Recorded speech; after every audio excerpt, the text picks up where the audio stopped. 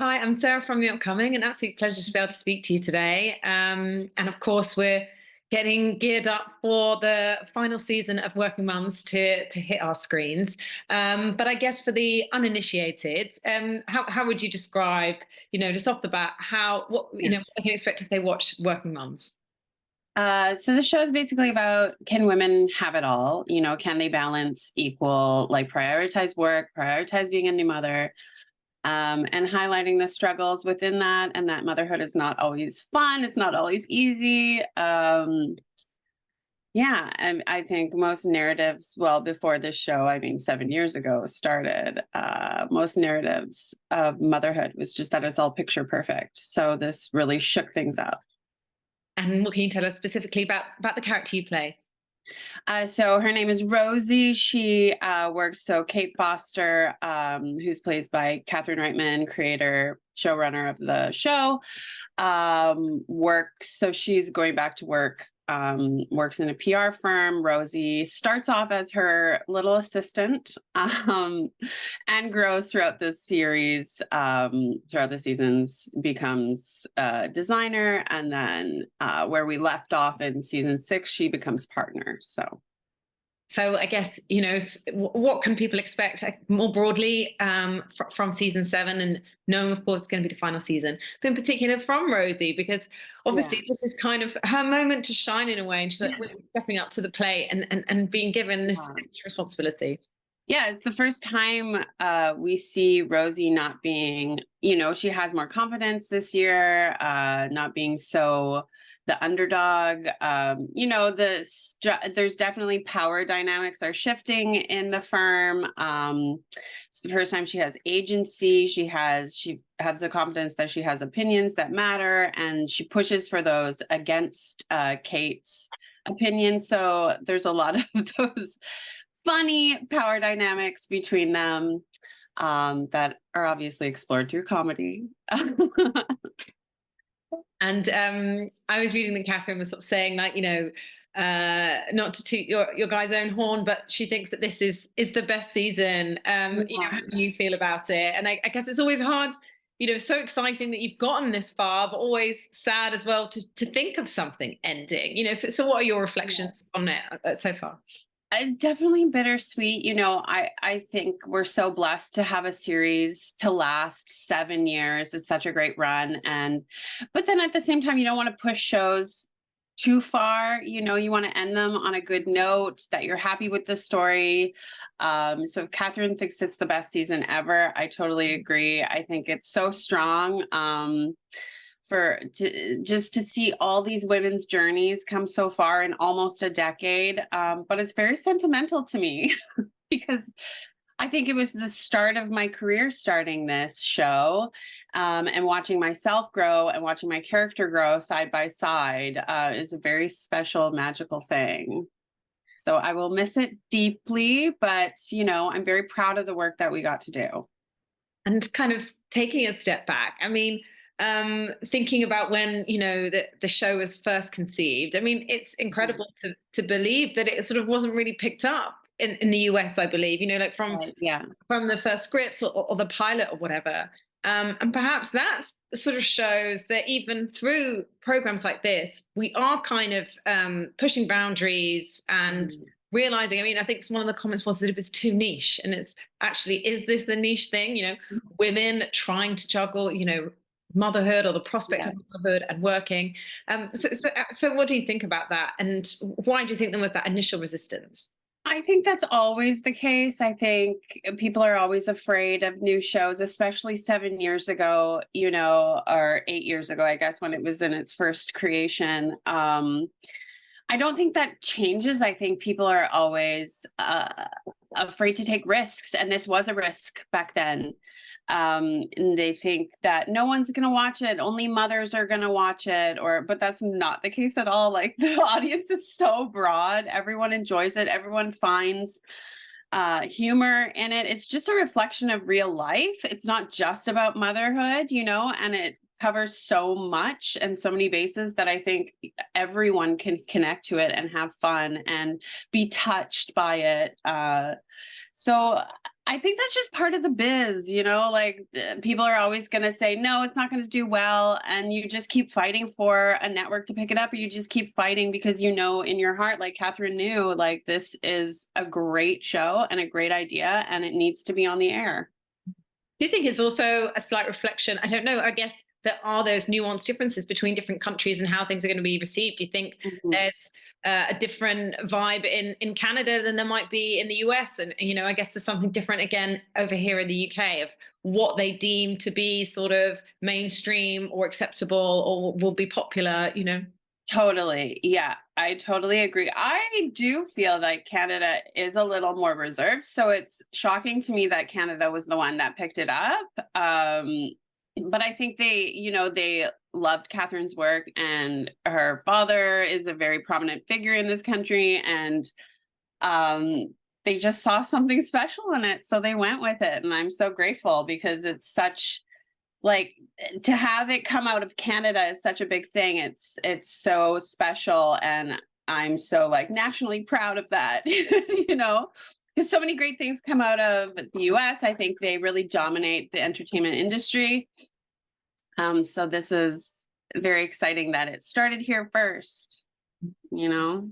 And talking about kind of you know, busting taboos, the thing that really strikes me about the show is just how funny it is, but also there are so many, whether it's slightly cringeworthy or whether it's like, oh my god, I can't believe they actually said that out loud. And it's not No. because people don't think it, it's that you don't normally see people say these things out loud, and maybe particularly women. Yeah. So Yeah. even for you guys as the cast and working on the show, are there ever moments you think, oh, is that too far? And is it all kind of like a collective bravery to be like, no, let's do it, let's say it, let's do that scene? I mean, yes. Definitely when I'm reading some scripts, I'm like, oh, that made me cringe. I don't know. Ooh, okay, but they're doing it. They're doing it. They're going for it. I mean, I only have experience in my world in the show. And if they tell me to do something, I will do it. You know, they're always like, it's a very, the vibe on set is very, we do a lot of improv. It's a lot of like, they give us, the writers are in the room. They're always giving us alts. They're always like pushing the boundaries and being like, what's more funny? What's more funny? So I'm always game. And I love that energy that we're exploring on our feet a bit, that, you know, they come in with different options. We're not set in stone of how the script was written. I mean, yes, we're following it, but that it's playful and it's spontaneous and it's in the moment, and we can see what comes out of that. And then it's exciting to see what gets the final edit. That's always an exciting thing. Oh, they picked that one. Yes, that was my favorite. Great. You know. And in terms of the reactions that you've had for the show, from the show, you know, over the years, and of course, it having gone global, so your audience is absolutely humongous now. Yeah. But you know, reading in an interview, Catherine saying that actually people don't really cling on to the really sort of like out there things. It's the fact that they found something in it that they can really relate to, or they think, oh God, thank God other people have been thinking the same as me or had these moments, you know, where you want to have a brain dead vacation or whatever the line is. So what have there been reactions that you've seen to the show? Um, just that people, I get a lot of comments from mothers of saying like, you really helped me through being a new mother, like the struggles of it, and really like related to that. You know, it was almost like, oh, I'm seeing a reflection of what I'm going through, and that other people are going through the same thing, and that I'm not a horrible person, or I'm not a bad mother, or that I'm not, you know, it's okay not to be perfect, and it's okay not to, it's messy and it doesn't feel good all the time. And I think that's so powerful when you see it in entertainment, you see it on TV being represented, and it's worldwide, and that we're all in this together, and that it's so unified. There's support in that. And I think that's a beautiful thing. And it's so important for any experience in life. I think we should always have stories reflecting the reality of the situation, not what we think something should be, but really what's going on in life every day. Because people need that support. And I think entertainment is such a powerful source for that. And I do think there is something that still does seem quite radical about having very sort of flawed as well as being funny, like female Yes. characters. And it's like, hang on, is that something that we've sort of not been able to do that much? And you can Mhm. see all the different characters in the different ways, sometimes Yeah. making really questionable decisions, but you're Yes. still kind of rooting for them. So it's kind of getting over that idea that for some reason, people are going to switch off if a woman does something that we think, I oh, know, that's ridiculous. It's ridiculous. I think now you see it more and more in media, but when this show started, like, I think it's one of the first, that women aren't just painted.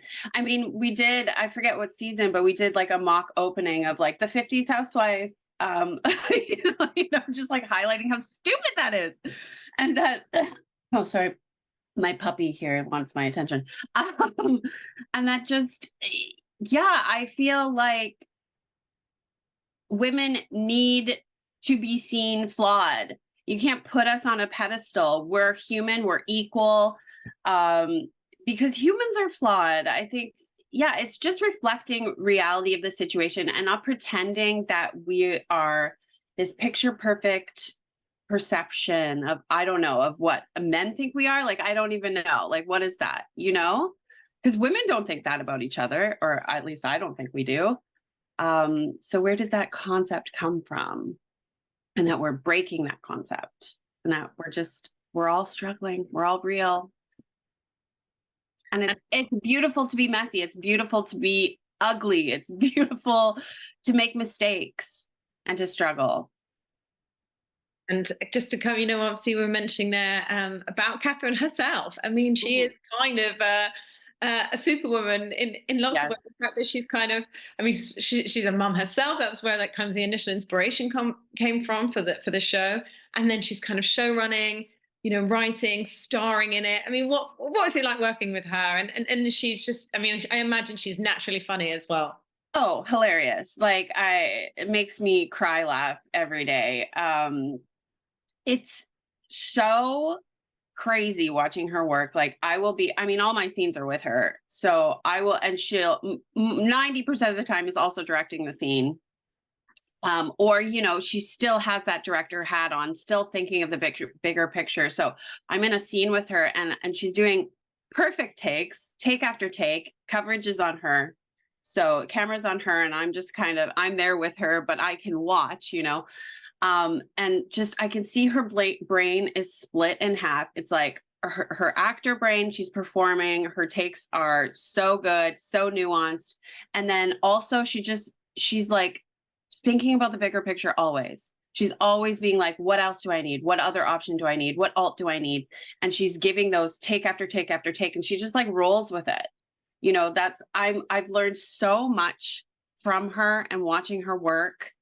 It's incredible. I'll never reach it. She's so fast. Like her brain is so fast and she's so funny and she comes up with these crazy lines. Like it's truly inspiring. And I'm so grateful that I've had her as and she's become a mentor to me, like this was maybe the third thing I ever booked. So I definitely was such a newbie actor on that set season 1, and watching her work, I've learned so much about my own craft. And yeah, she's incredible. She's a robot. I don't know how she does it. And what ultimately, I mean, obviously we've picked up on a few themes of the show. What do you hope people take away from it? I mean, it's just incredibly entertaining, on one level, and is hilarious. But like we said, and it does pick up on issues that perhaps are a bit difficult for people to talk about, whether it's, abortions or miscarriages, so there's some serious conversations that also can come out of it. But it's also a reflection of where we are in society right now, where this idea that women can have it all, well, there's also a lot of issues with that. So there's a lot of progress still to be made. So, what do you think people take away? People are, number one, are entertained, because then they'll keep watching. But I mean, you said it all. I hope people just take away the fact that women are flawed humans just like anyone else. And can we have it all? Yes, we can. And is it going to be hard? Yes, it is. but we're still going to strive to do it. We don't need to choose, or if we do need to choose between one thing or the other, it's our choice. It's our choice to make. And whatever we decide is the right choice because it's our lives and we have agency over our lives and our decisions. And I think that's a very important thing. But also have a good laugh. I don't know. It's such a beautiful thing that this show has such serious contact. I'm very passionate about it, but it's also so fun and it's funny, it's hilarious, stupid, like I love that contrast. Absolutely. And obviously, sadly, it's, drawing to a close. What's next for you? And like you said, you've been on such a journey. What do you think you've learned from being on the show and that you hope to take forward with you? Well, what's new for me? I mean, after the end of any show, it's on to the next. Currently, right now, I'm filming a Netflix Christmas movie, completely different vibe, starring the Pentatonics. And it's going to be a cute love story where I play their manager, the classic Christmas tale. So that's just been such a switch for me. Still comedy though, so I still get to have fun. But yeah, I think I'm gonna always hold such a special place in my heart for my Workin Moms fam, and I'm gonna miss working with them so much. It's truly, I'll remember this part of my life forever. It was, again, like I said, the beginning of my career into where I am currently. So it was I'm just so grateful for the journey, and I will take everything I learned with me onwards and upwards. And hopefully the blinding success of a show like this will have a knock-on impact as well, and will open up space for more female-led, female-centered shows and comedies. And hopefully we'll see more in the future. I agree, and I hope, and I think we will. I do think we will. Yeah. Definitely. Oh, well, thank you so much for sharing all that. And I can't wait for everyone else to see the season 7 and the final season. Thanks a lot. Yes. Exciting. Thank you so much. Take care. Bye. Bye. Bye.